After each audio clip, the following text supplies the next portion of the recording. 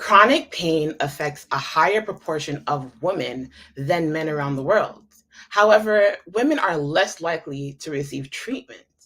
Research has shown that women generally experience more recurrent pain, more severe pain, and longer lasting pain than men. Today, being International Women's Day, we have two amazing women on with me today to share on their experiences, not only with their chronic ailments, but dealing with their ailments as women. Are you ready for another chronic pain conversation? Let's go.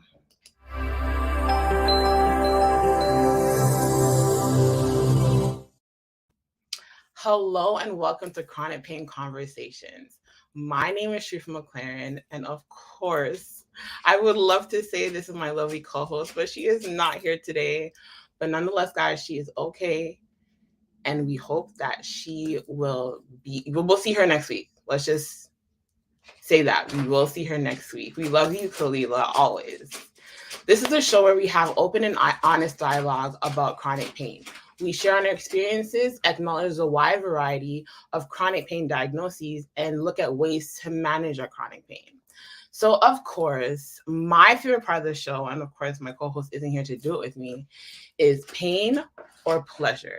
So, guys, I'll tell you my little update for the week with pain and pleasure. I want to say that I'm mostly pleasure today. I was a little bit under the weather over the weekend, but I'm all rested and I'm ready for the show today.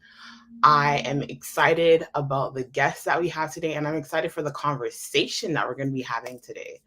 So, without further ado, I'm going to introduce our two guests and dive right into the show. Okay. So, the first guest that I'm going to introduce to you, you might remember her from season 3, episode 4, Isla Hickson. So she shared with us her story of dealing with hydrocephalus. She had a stroke when she was born, and she was dealing with bursitis, right? So the bursitis, remember we talked about, was small fluid sacs that cushion the bone, tendons, and muscles near the joints. Hydrocephalus, if you didn't know what it was, is a buildup of fluid in the brain. So maybe that would trigger you to remember that episode. Our second guest, you haven't seen her before, but you're going to see her today and meet her. Her name is Angela Brown. She has suffered from a heart condition since birth, which caused 2 open heart surgeries, spinal stenosis for 24 years, along with other chronic ailments like a rare lung disease and kidney disease. She too has an amazing story.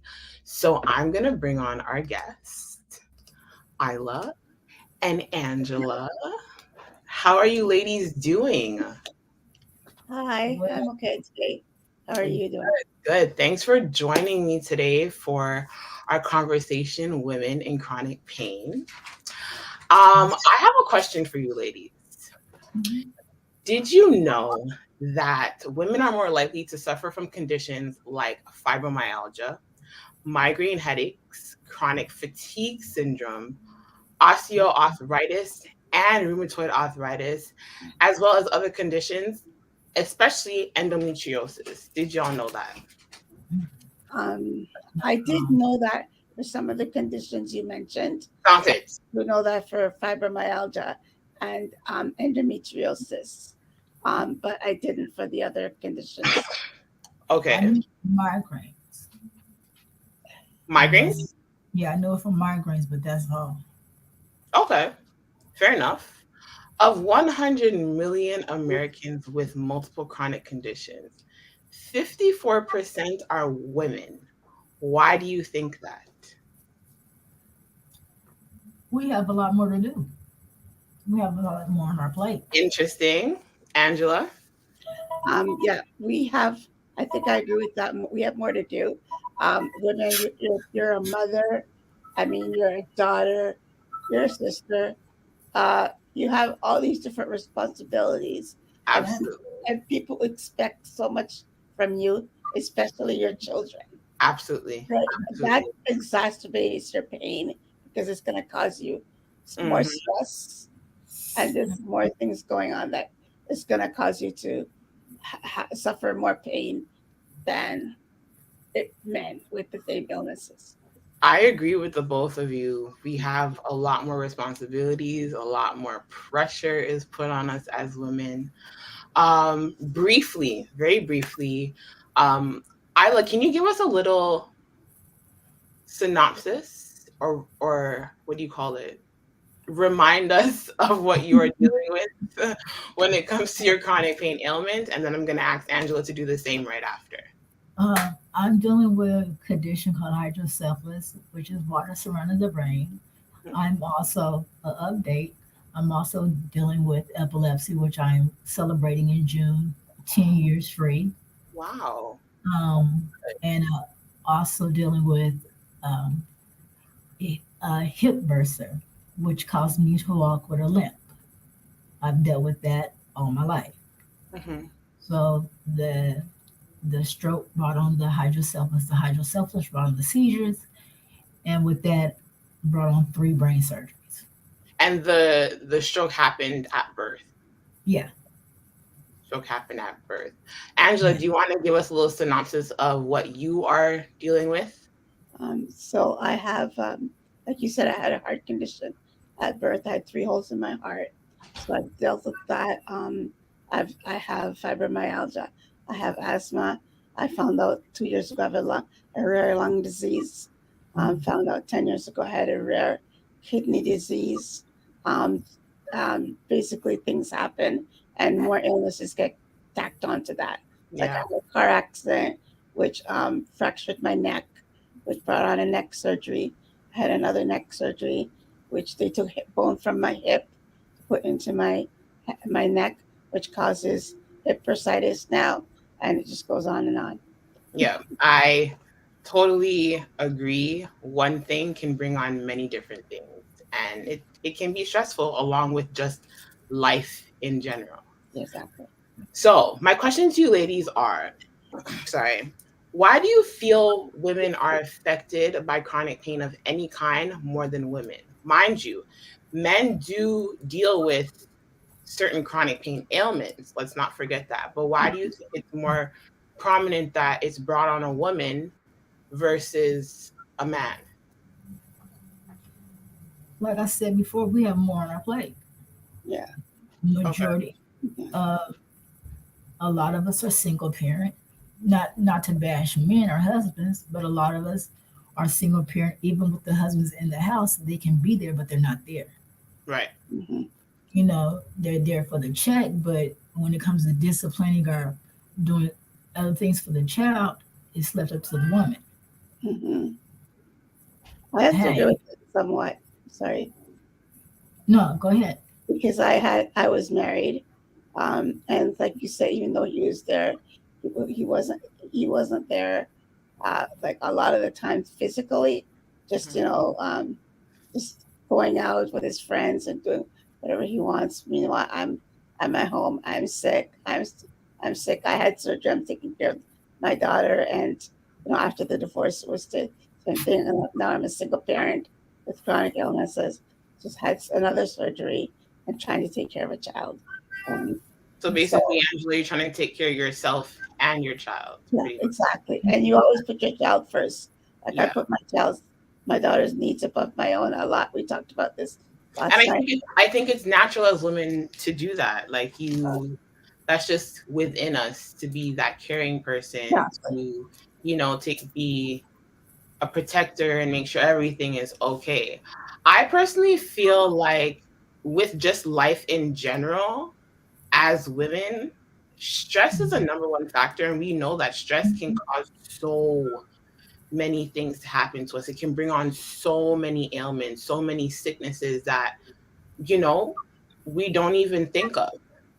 So I think stress in general is a main part of maybe why we get hit with that chronic ailment, whether it's as simple as arthritis or it's endometriosis or it's lupus or Mhm. kidney disease or whatever the case is. So stress is a huge factor, I believe, in why I guess we get hit more, we as women get hit more than men, right? Correct.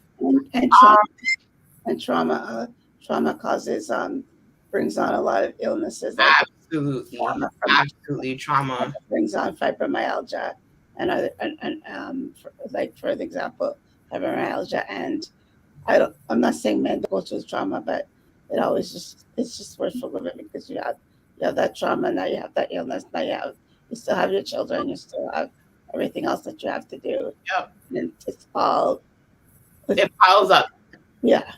100%. With everything going on in a woman's life, do you think it's easy for their lifestyle to change being diagnosed? So let's just say you were diagnosed with hydrocephalus, Isla, she's already shaking her head, or kidney disease, or for myself, lupus and kidney disease. Do you think it's easy for our lifestyles to just change? No, not To at all. change back to normal. Not really. It's not going to be normal, not back to normal, but where it's maybe more easier for us. No. I found that it never gets easy. My daughter is an adult now, and I'm still I'm dealing with even more problems than I dealt with when I was a single mom. So I mean, she's 20, almost 29 years old now, and she's taking care of me because I have all these other things. Like I had when I was in the hospital, I was on a ventilator for 10 Hmm. days. You know, when I woke up, I can't walk, I can't talk, I can't speak, I can't do anything. So I had to move in with her, and she's the one taking care of me. So Yeah, it, the older you get, the worse it gets. It doesn't get better. got you. Isla, what do you think? The same thing.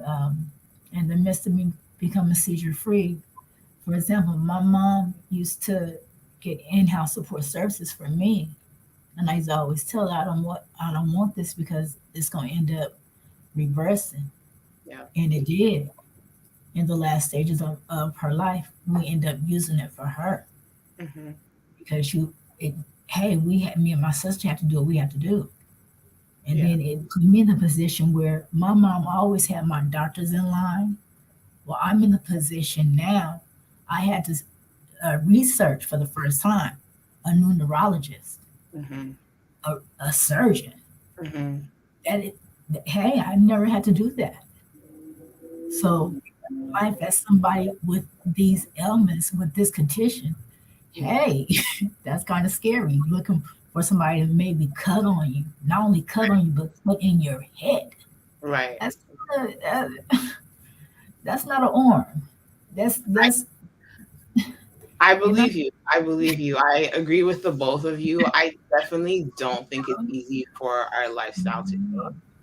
not at I'm all. 28 and I don't even have kids yet, much less. So me just imagining dealing with my ailments now and trying to keep everything in check and make sure like I'm okay and Yeah. keep everything like my lupus in remission and stuff Okay. like that. Like I can only imagine having all these other responsibilities. Like I'm still a daughter, you know what I'm saying? So it's it's definitely not gonna get easier, like Angela says.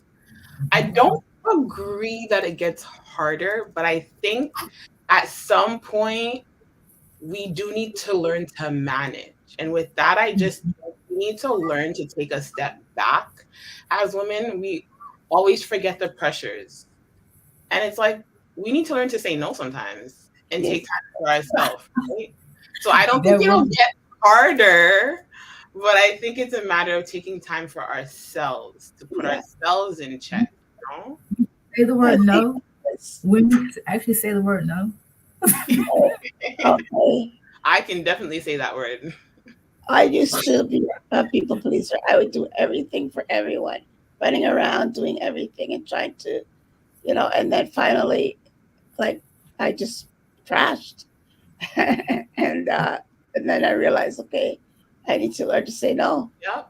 Yeah, because it's sad to say some of those people that you are doing for aren't doing for you. You know what I'm saying? So we do need to just learn to take a step back and not be afraid to say no. And Kalila and I say it all the time on the show. Don't be afraid to put yourself first, no matter who or what it is. Mhm. Right. Um, do you feel women get enough support when trying to cope with their chronic ailment? I personally don't think that we do. Do. You don't even get support from doctors. And that brings me back to what I said earlier about women are less likely to receive treatment. You get gaslighted by doctors.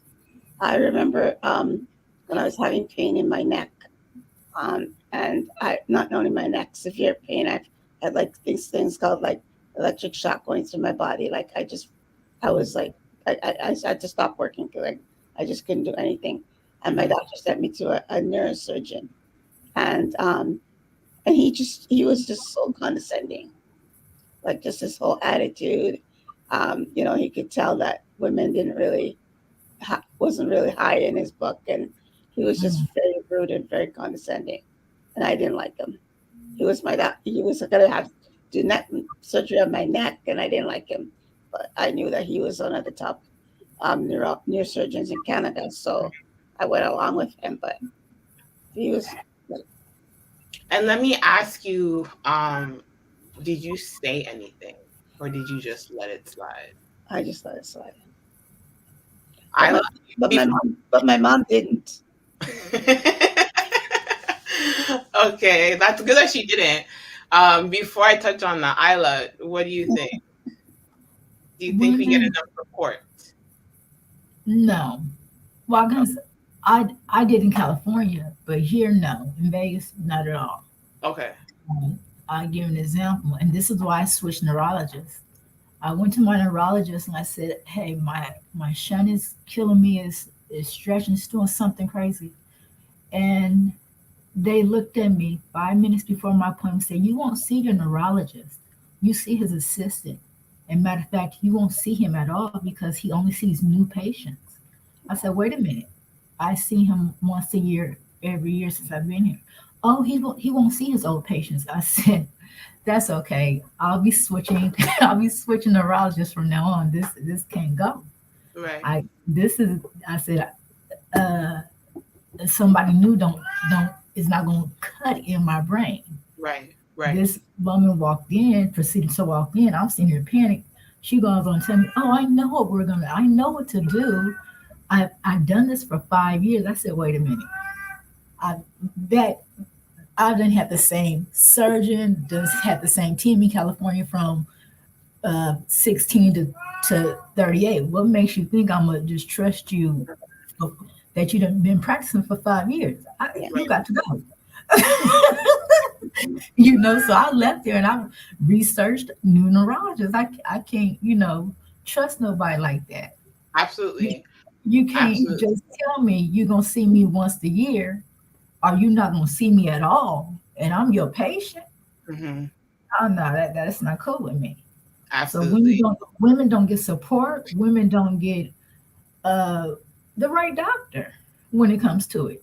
And Yep. maybe it's insurance. Maybe that's the insurance we're under. I don't know. It's the insurance. It's the insurance. My neurosurgeon, the one I was telling you about, I had the same experience. He did my neck surgery, and then I was, excuse me, having problems. So I called to make an appointment to see him, and I got the exact same thing. You know, I went and I saw an intern that came in and started asking me 3 million questions, and then I was like, "Okay, where's the doctor? Oh, he's gonna come in a minute." And then he came in for like 60 seconds and he was gone.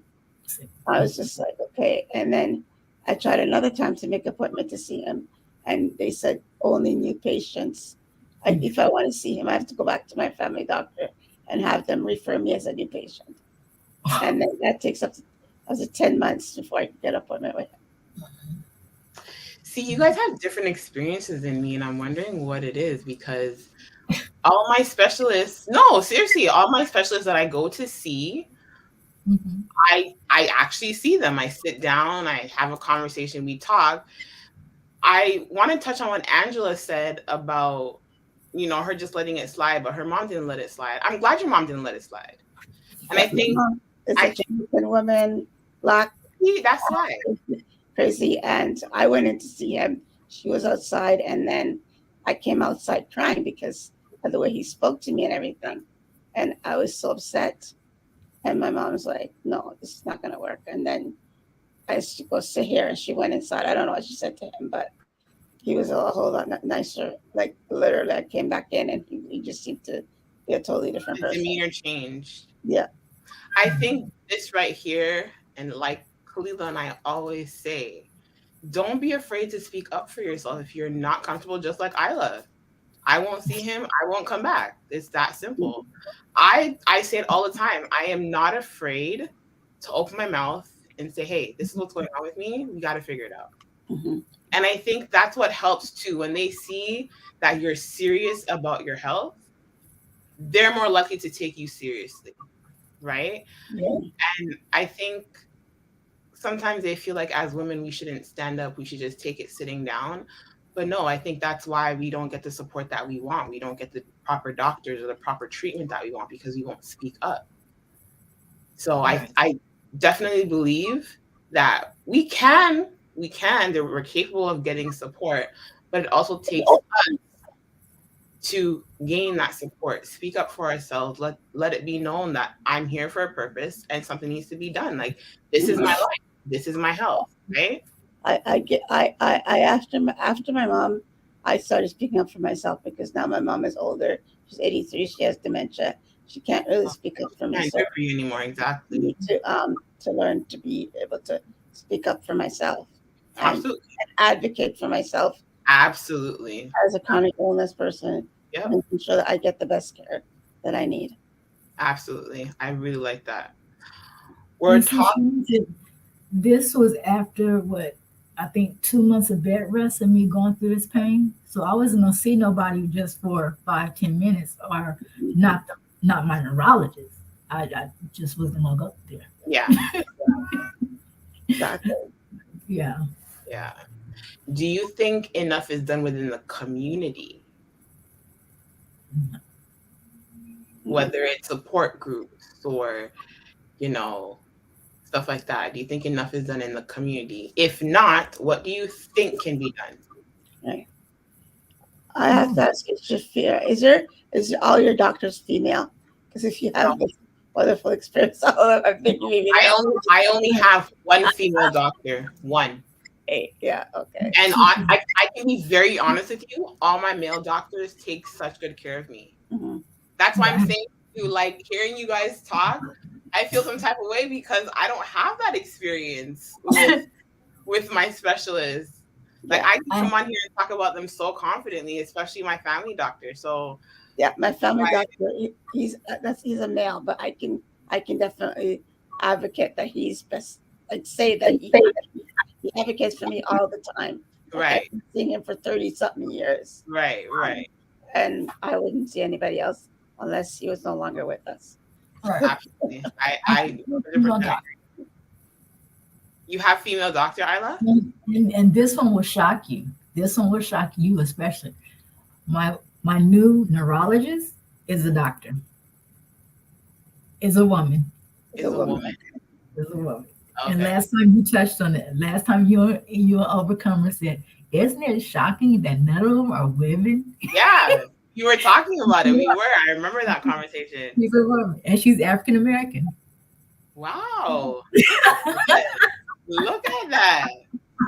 Things change between season 3 and season 4, guys. Yeah, no, I only have one specialist that is a woman. She's a rheumatologist. Mm-hmm. I can't. Let me not go there. I know where you go. Some of my specialists do better than the others. Let's just put it that way. So okay. I'm kind of on the fence and wondering, like, how is that possible when I feel like as a woman you should see with me versus the males? You know what I'm saying? Mm-hmm. But I mean, nonetheless, we working with it. Mm-hmm.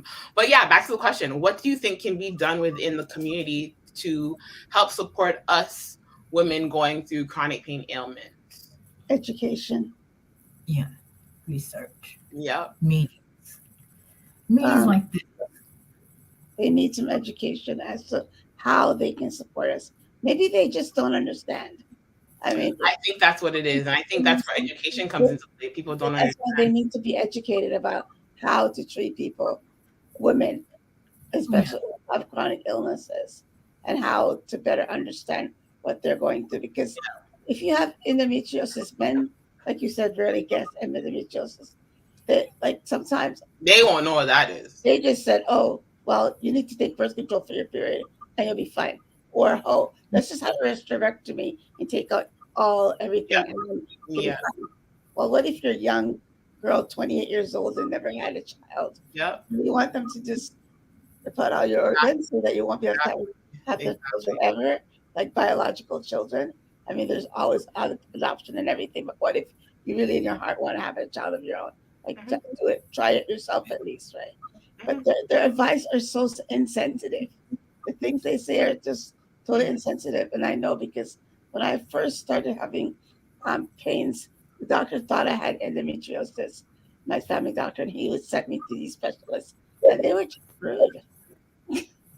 Like, it took 3 years for them to figure out what was wrong with me because the doctors are just so rude and disrespectful, you know? Yep. I think they don't take the time to properly figure it out. And I think a part of figuring out is having conversation with us as patients. That's the, Yeah, I think that's a part of it too. But everyone's so quick to diagnose. also And then, making the yeah, time, because the patient comes in and you see them for 60 seconds and boom, you're off to the next patient.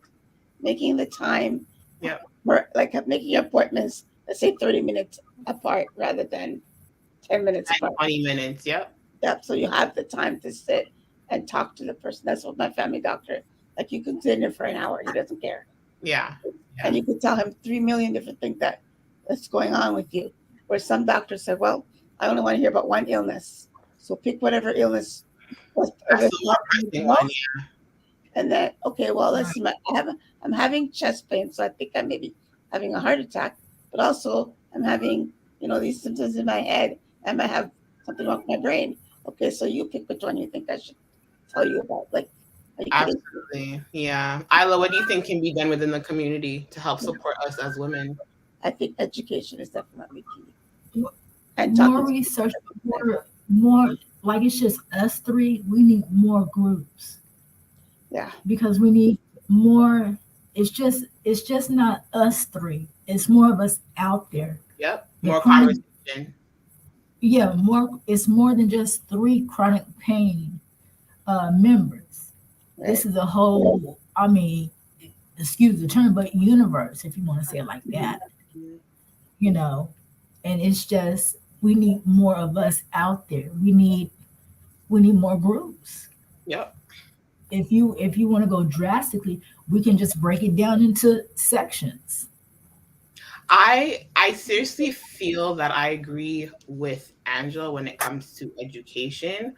I also agree with Isla when it comes to more conversation, more groups. A lot of us, male or female, are really afraid to talk about our chronic pain. We're afraid to let people know what we deal with. Exactly. And we're ashamed of saying this is what I deal with. And we're ashamed of saying, well, sometimes I don't feel like cleaning my house, or sometimes I don't feel like making breakfast for the kids, when that's just what it is. That is your body. Your body doesn't feel like getting out of bed. It just doesn't. And Yeah. then because we're considered lazy or whatever kind of thing it is, we don't want to speak about it. So I definitely agree on both. Where there's conversation, that's where the education comes into play. So I definitely agree with the both of you. There has to be a mixture of the two to really get things rolling out there so that it can be more awareness. I mean, we're talking about women, but I just think this in general, male or female, we got to get used to just putting ourselves out there and saying, hey, this is what I deal with. Because if we don't speak up and say certain things, at the same time, we can't expect to get that support, whether it's from the community or from our family or friends or whoever it may be, right? So I agree with the two of you. The two of them together can work wonders within the community, of course. I, I have one final question for you. go ahead. What would you tell a woman out there to encourage her to manage her life more efficiently, where it's more helpful for her day to day routines while she's dealing with a chronic pain ailment? I'm going to go with Isla first. I was waiting on this question. Well, because last time I gave that quote and you just you were nuts. But no, um, although you're hurting, and I go through this every day, although you're hurting, your pain, where there's pain, there's life. Mhm. Where there's life, there's pain. And at that time, you got to get up Mhm. after you relax and eat and put that left foot in front of that right foot. Mhm. But remember, where there's pain, there's life.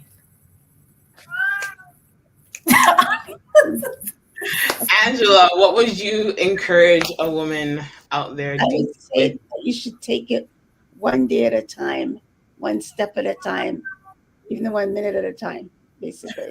Like, one moment at a time for yeah, sure? exactly, exactly. You know, just and also self care. Don't forget Yeah, the self care because you give it all you have. Yes, you do give all your love and support to your children, your family, your husband, everything else. But you need to give that to yourself too. Even if it's to lock yourself in a room for 5 minutes and scream and have a cup of coffee and then go out and talk to the kids Yep. after you've done that. But obviously, there's somebody taking care of them. But you need to have some self care for yourself as well. But you also need to just not try to. I, I used to try to plan everything out, and like it doesn't work because especially with chronic illness, you don't know how you're gonna feel from one day Exactly. to another. So that's right. why I say just take it day by day because you just don't know. You don't know. I definitely agree with the both of you. I think taking it a moment at a time, not even day by day, a moment at a time is your best bet because, like Angela says, you just don't know. I I think this set in for me when my father passed away last summer that I had this whole week planned and I actually had a week full of things that I had to get done and I'm like, "Oh, okay, well, I'm not in the mood to do it, but then guess what? Life still goes on, Mhm. right? Like the days are still passing me by and even with that I just feel like we need to take care of ourselves, especially as women, seeing, like we said, all the pressures that are on us. Mhm. Because God forbid anything happen to us, life is still happening. The Right. world is still revolving. And Right. I think, regardless of anything, like we said before, learn to say no. Angela says, take a step back, go scream, go make yourself a cup of coffee, go take a day, get your nails done, something to make you feel good. But we always need that pick me up as women because we are strong creatures. Not to say the men aren't strong, but we have a different type of strength. Put it out there, right? Mhm. So, definitely what you guys said was very essential. Moment at a time, one foot in front of the other and just keep it pushing as much as you can and never think you are alone. Exactly. Never think you're alone. I'm so thankful to have you guys on the show today. Isla, thank you for coming back. No problem. Angela, thank you for being our Have guest. And we're definitely going to have you back to share your personal story of everything that's going on with you. And it's a lot, but it's such an amazing story. With that being said, and I told our women out there who are watching that they're not alone, I want you guys to promote yourselves and let someone know where they can find you if they want to speak to you or get in contact with you for anything. So, Angela, tell them where they can find you. well, my handle for Facebook and Instagram, even TikTok, is at Dream Life by Angela B. Brown. And my website is angelabbrown.com. Or also, the the Angela B. Brown is also another Instagram handle that I have. And message me anytime. I'm Perfect. always I'm always here to help people if they need help, just to with support. Um, I'm definitely there. Absolutely. Isla, let them know where they can find you. You can find me on Facebook, and you can find me also as Isla Hickson. Oh no, Isla Nashay on Facebook. You can also find me on Instagram as Miss Nashay78. I am working with the Hydrocephalus Association Nice. to do research on Hydrocephalus, and we're trying to get a YouTube channel. I'll keep you informed with that. We're trying to get a walk down here in Vegas. So, Nice. and research done with that, because there's more than, and I learned this recently. There's more than just one form of hydro. There's Wow. actually five, Wow. and you can catch it at the late age of 85. Wow. Yeah, and the Got signs are very different. And very. yeah, so be looking forward to that. But you can Guys, get when I tell you that our guests evolve like from season 2 to like season 4, then we have guests from season 3 evolving and doing different things in season 4. Guys, this is what Chronic Pain Conversations is about. So I'm so excited to hear that, Isla. And we are looking forward to updating our viewers on that whole walk in association or whatever you got going on, because there's I'll people keep, all over the world. So if we I'll can keep you informed. get someone in Las Vegas off of Chronic Pain Conversations, then so be it. Thank you so much, ladies, for coming on the show. I'm going to ask them to hang out in the back, and then I will chit chat with you guys after. But it was great having you, and I'm sure our viewers are so informed of what you guys said. So I'll see you guys in a little bit. Guys, that was an information packed show. 2 amazing ladies, 2 amazing stories, and 2 amazing different strengths. Guys, I want to end off the show by again just saying, as women, we are not alone. And I think we need to join together in helping each other strengthen one another. There's strength in numbers. Sorry, I was gonna do that the other way around. There's strength in numbers, and we should never forget that ever. No matter what you're dealing with, no matter how simple it is, even if it's a migraine or a headache or whatever the case is, take that time to take a step back. Remember yourself, because with or without you, things still go on. But of course, you want to be there for your loved ones. So take the time to take care of yourself and do what you got to do to remain the strong woman that you are. And if you got to take a step back just to adjust your crown as that queen, then do just that. I'm going to give you the keep it moving moment for today. And that is, think like a queen. A queen is not afraid to fail. Failure is another stepping stone to greatness. I'm going to read it one more time. Think like a queen. A queen is not afraid to fail. Failure is another stepping stone to greatness. And that is by the beautiful, wonderful Oprah Winfrey. Guys, that is our show today. My name is Sharifa McLaren from YouTube's Thomas Live, and we are going to be back next week to wrap up this season. Guys, we are through with season 4. Can you believe it? We have had so many amazing guests, and next week, Kalila and I will be giving you a little season recap. Maybe you guys missed some stuff. We want to highlight our guests and just keep you informed as to what we may have coming next season. Thanks for joining us for another Chronic Pain Conversation episode. Be sure to follow us on Instagram, Facebook, and YouTube at CP Conversation. If you're a chronic pain sufferer who's turned conqueror, you live with a chronic disease or illness, and you have tips on how to manage life with pain, be sure to fill out our Share Your Story form on any of our social media bio links. Or even if you're a business or service that can help cater to and support the chronic pain community, such as a clinician, a physician, a health supplier, or even a marijuana chef, we want to hear from you. So be sure to fill out the promote your business link on our bio. Thank you so much for joining us today once again. And remember, Chronic Pain Conversation is a show that enlightens and advocates about chronic pain. See you next week.